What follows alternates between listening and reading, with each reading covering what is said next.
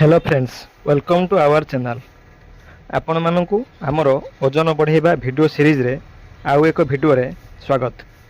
आज आमे एमिति एक प्रोडक्ट बाबद रे जानिबा जहा 100% ओजन बढ़ाइबो एवं बाजार रे बहुत कम दर रे उपलब्ध अछि।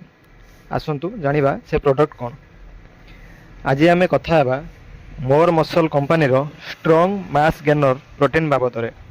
जदि आपणकर भोक हेउनाही, आपण बहुत पतला देखा जाउछंती, ताहले एही प्रोटीन पाउडर आपण यूज करि परिबे।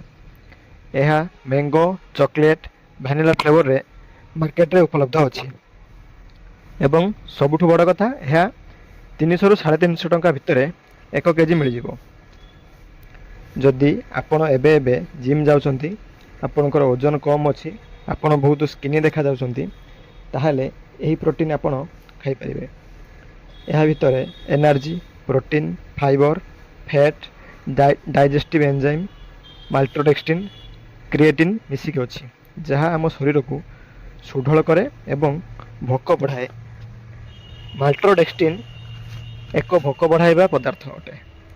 यह देह पई भल नुहे। यह अधिक खाइले लिवर और किडनी उपरे प्रभाव पकई थाए।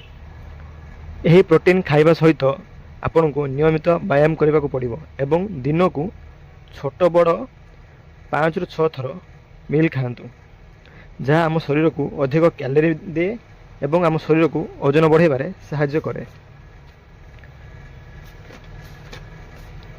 आसंतु जानिबा यह किपरि खाइबे। यही प्रोटीन को आपण 100 ग्राम 200 ml पानी नहले 200 ml क्षीर रे गोलेकी पी पारिबे। जदि आपण जिम जाउछंती, ताहले जिम रु आसिला परे नहले राति रे सोइबा समय मध्य खाई पारिबे। नहले सकाळे 50 ग्राम एवं राति रे 50 ग्राम क्षीर एवं पानी रे गोलेई खाई पारिबे। जदि आपण सकाळु 100 ग्राम प्रोटीन खाउछंती, ताहले आपण को दिन सारा निदुआ निदुआ लागिबार चांस अछि। तेणु आपण सकाळु 50 ग्राम खांतु एवं राति रे 50 ग्राम खांतु। यह कले आपण को भोक बहुत भल लागिबो एवं निद मध्य कम लागिबो। आसंतु जानिबा यार किछि साइड इफेक्ट बाबद रे। यही प्रोटीन खाइले आपण को अधिक निद लागिबो, अधिक भोक लागिबो एवं आपण को झाड़ा हेबार संभावना बहुत अछि। प्रोटीन छाड़ी देले ओजन कमी जिबार समस्या बहुत लोकन क्षेत्र रे देखा देछि। तेणु यही प्रोटीन खाइबा समय नियमित व्यायाम करंतु। व्यायाम करिबा द्वारा आम शरीर रे मसल तैयारी होता है। मसल एते शीघ्र लॉस हुए नहीं। तेणु आपण यही प्रोटीन खाइबा सहित जिम जांतु एवं निज शरीर को सुढल करी तैयारी करंतु। यह थिला आजिर वीडियो।